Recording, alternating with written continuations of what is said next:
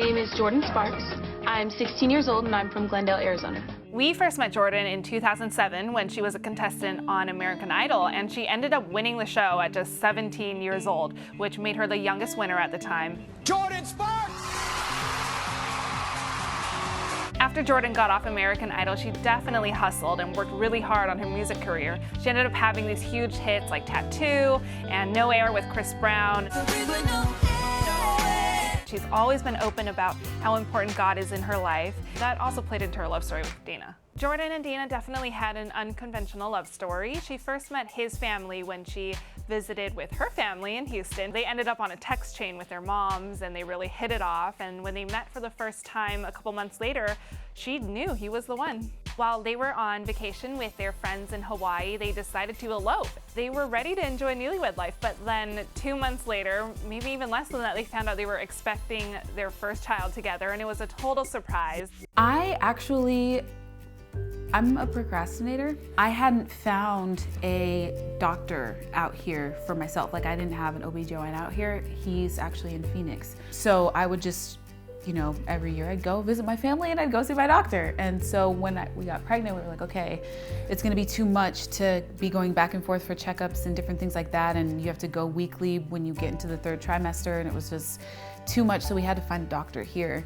And so we looked around, and I did visit a hospital, and I just was like, this feels a little cold. It just didn't feel right to me. It didn't feel right. Going natural and going to the birthing center was the best choice because they treat you like family when you're in there. Not that you don't feel like family at a hospital, you can. It's just for me, I was like, I had a feeling that I wasn't gonna be comfortable on my back, and I wasn't. My entire pregnancy, I wasn't comfortable.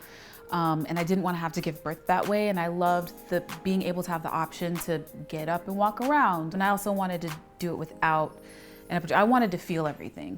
As crazy as it was and as hard as it was, and he watched it happen, like I wanted to be able to feel it because it's my first time having a baby, and I was like, I want to feel this. I want to be aware of it, and I want to know what's going on. The good thing about this particular birth center was if something did arise, if there was a complication or anything like that, they would take me to the nearest hospital and they would make sure everything was okay, and they would stay with me throughout. So it was nice to be able to have my birth plan of natural, and I still had the option if something happened, then I would be in the hospital and I'd be in good hands. Like any other pregnant woman or new mom, Jordin's definitely dealt with a lot of hormone changes and ups and downs in terms of her emotions. I'm pretty sure there were multiple moments when I almost lost it.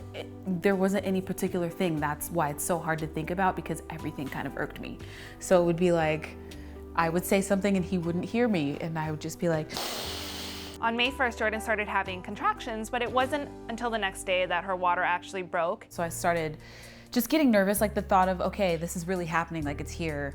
And I just was like, I had a moment of, oh my gosh, I don't want to go, I'm scared, like I'm nervous. And then they were all telling me that it was gonna be okay. And it was just Dana and I, we just got into the car with our new car seat, knowing there would be a baby in it after, and went back to the birthing center. And then we stayed it out there, but I did it with no medicine or anything. So it was a lot. What your body goes through physically, like I was like, okay, I can do this, like, okay. She handled it like a G. So finished out the contractions on the bed, and then we went to the tub, and it was time to push, and I did, and he received him. He had the umbilical cord wrapped around his neck twice, and so the midwife unwrapped it, but I took him out of her.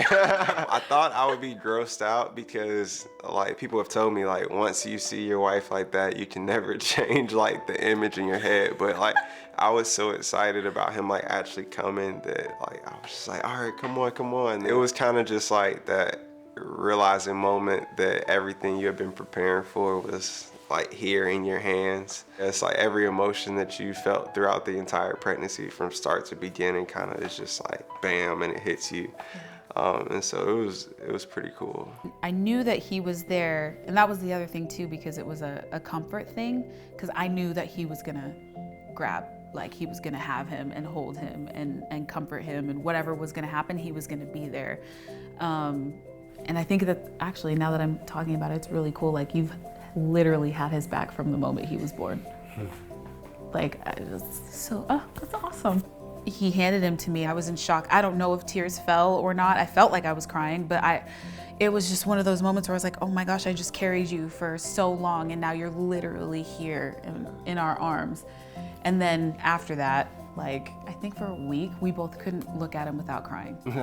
Like, both of us were just, you really have to tell him all that. Hey, it's a beautiful thing though. I don't think anybody can ever prepare for it exactly. I mean, even if you read all of the books and even if you go to all of the classes, it's still like... Every baby's different. Yeah.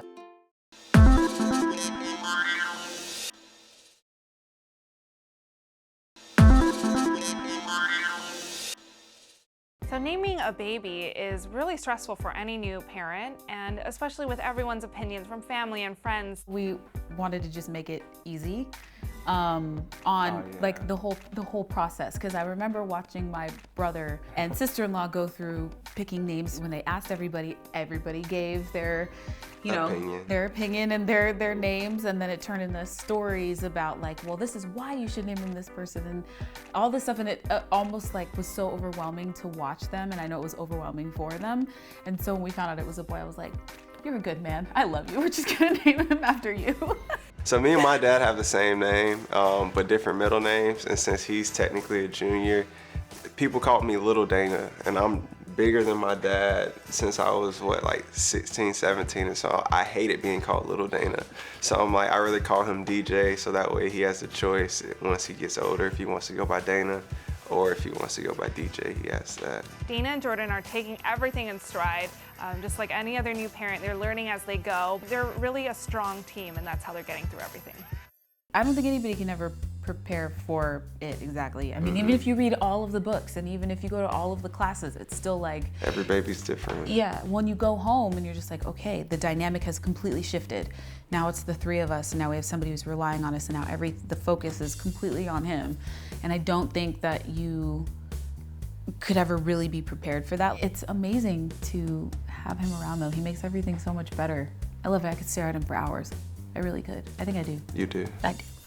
My favorite time is in the morning when he wakes up, because he's just like, we've gone throughout the whole night and it's dark, and so he looks at things that are light, and then when all the light starts to come into the windows, he just looks at all of the lights, looks everywhere, and he's really smiley, but he's extremely calm. Instead of like in the middle of the day when he's got his arms out and he's just going like this, in the morning he's just like, and I'll just talk to him and he just smiles.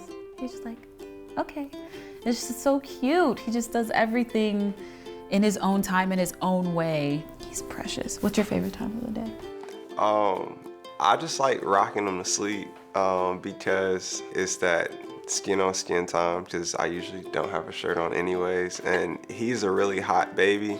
Like, he's always hot. Like you. Yeah, kind of like I am. So it's a lot of skin to skin time, and especially when he's falling asleep, just like getting used to like, okay, daddy got you. And so that's always my most fun time. I like watching him put him to sleep. I don't know. I don't think I love you any more than when you're in that moment. As a couple, I feel like he makes us rely on each other more, because Absolutely. like we both have to kind of check in more. Not check in as a sense of like, what are you doing? But like, even when I go to the gym in the morning, I'm texting her like, hey, do you need anything while I'm out? Because you never know if he needs anything. There have been times where it's been really cool, because there's a lot of unspoken cues that we have. Like, we don't even need to say something and he gets it. Like, he got it. Like, sometimes I'll just be sitting there and he's like, okay, I'm gonna take him, I'll be right back, you go to sleep. And I'm like, thank you. Because it's a lot. It can be overwhelming, you know, figuring everything out and trying to figure out the movement of it all. But we're definitely closer. I know I'm more in love with him now than I ever was, even though I've always been like super in love with you. Don't take that the wrong way. Don't take that the wrong way. We've all talked about like how the relationship shifts, and everybody is always like, yo, we feel so much deeper in love with our wife or a girlfriend or whatever afterwards. And I felt that 100%. It's transformed both of us, and it's transformed me in that I know now,